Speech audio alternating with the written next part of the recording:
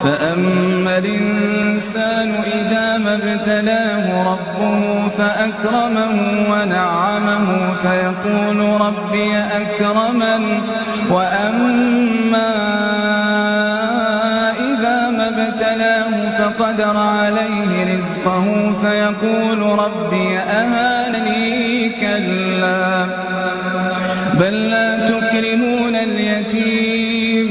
ولا تحضون على طعام المسكين وتأكلون التراث أكلا لما وتحبون المال حبا جما كلا إذا دكت الأرض دكا دكا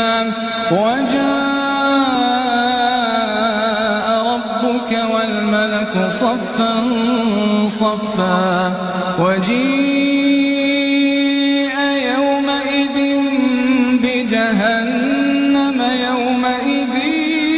يتذكر الإنسان وأنى له الذكرى يقول يا ليتني قدمت لحياتي فيومئذ لا يعذب عذابه أحد ولا يوثق وثاقه أحد يا أيتها النفس المطمئنة ارجعي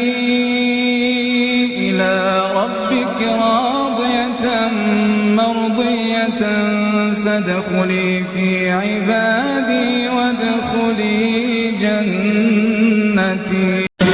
بسم الله الرحمن الرحيم والتين والزيتون وطور سينين وهذا البلد الأمين لقد خلقنا الإنسان في أحسن تقويم ثم رددناه أسفل سافلين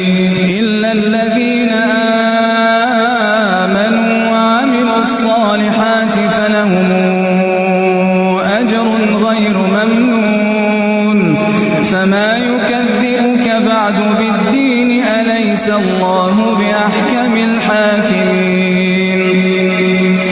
بسم الله الرحمن الرحيم اقرأ باسم ربك الذي خلق